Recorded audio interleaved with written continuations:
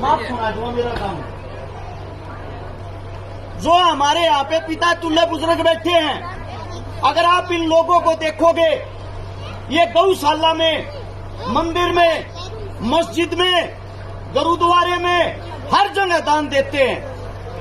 लेकिन इस देश की जो सच्चाई है, जो हकीकत है, अगर कोई सबसे बड़ा मंदिर है, अगर कोई आप लोगों को शिक्षा देता है, जागरूक करता है, रोजगार देता है, सबसे बड़ा मंदिर स्कूल है, जिससे आप लोग शिक्षा ग्रहण करते हो, पढ़ते हो, अपना जीवन बनाते हो, अपने माता पिता का जीवन बनाते हो। मैंने उस गरीबी से पढ़ा, मैंने अपने बड़ों से शिक्षा ली।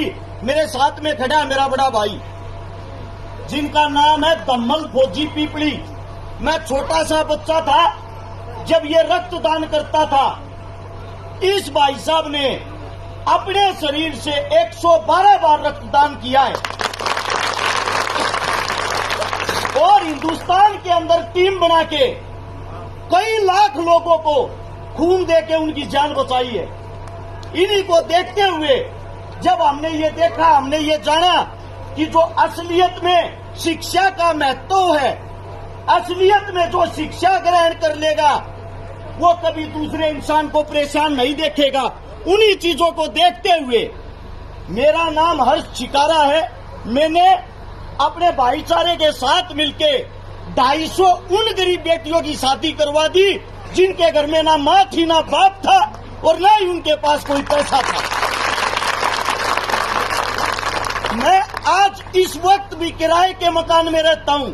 किराए के मकान में रहते हुए मैंने 1400 उन परिवारों को बसा दिया जिनके घर में पीने के लिए पानी का मटका तक नहीं था। 27.5 करोड़ रुपए की नगद मदद उन गरीब भाई बहनों की कर चुका हूँ जिनके पास कोई आस उम्मीद का साधन नहीं था।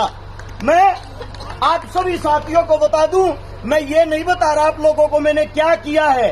मैं आप लोगों को ये बता रहा हूँ, मेरे पास ना पढ़ने के लिए पैसा था, ना खाने के लिए पैसा था, लेकिन मैंने इस पढ़ाई को नहीं छोड़ा।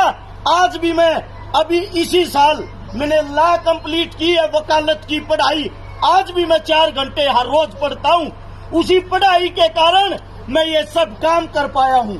इसीलिए मेरे छोटे बच्चे, प्यारे बच्चों से, माताओं बहनों से और यहाँ जो मेरे पिता तुल्य बुजुर्ग बैठे हैं, उनसे एक विनती है, जितना रुपया, जितना पैसा मंदिर में देते हो, मस्जिद में देते हो, गुरुद्वारे में देते हो, जिस दिन इतना पैसा आप इस विद्यालय में लगा दोगे, आपके ही बीच से कलेक्टर निकलेगा, आपके बीच का एसपी होगा, डीसी होगा, आईएएस होगा। अपने बच्चों को पढ़ाओ, क्योंकि माँ बाप, दादा दादी, कोई भी अगर किसी के लिए कमाता, अपनी संतान के लिए, अपने परिवार के लिए, मैं उस इंसान को इंसान नहीं मानता जो अपने बच्चों को शिक्षा नहीं दे सकता।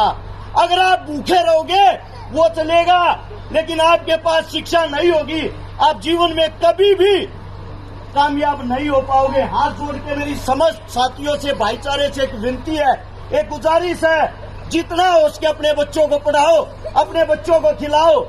हम हरियाणा से आते हैं, अगर आप खेलों में देखोगे 80% मेडल हमारे हरियाणा की बेटियां ला रही हैं हिंदुस्तान के लिए, क्योंकि वो अपनी बेटियों को, अपनी बच्चियों को सपोर्ट करते हैं, सहारा देते हैं, खिलाते हैं, पिलाते हैं। हम अपनी जमीन बेचकर, जिसको हम माँ कहते हैं ना जमीन को, उस जमीन को बेचकर अपने बच्चों को पढ़ाते हैं, अपनी बेटियों को पढ़ाते हैं। इसीलिए हमारे मेडल आते हैं और वहां से ताकतवर, वहां से जिंदा दिल इंसान मेरे प्यारे राजस्थान के हैं। जिस दिन आप अपने बच्चों पर ध्यान देना शुरू कर दोगे, सबसे ज्यादा मेडल, सबसे ज्यादा खेल कूद में, शिक्षा में आपके बच्चे होंगे। अब आप लोगों को तय करना है, आपने अपने बच्चों का भविष्य बनाना है या अपने बच्चों का भविष्य बिगाड़ना है। अगर मेरे मुख से कोई गलत शब्द निकला हो, कोई गलत बात निकली हो, उसके लिए हाथ जोड़ के क्षमा चाहता हूँ। सभी को राम राम, जय हिंद। धन्यवाद बहुत बहुत भाई साहब आपको।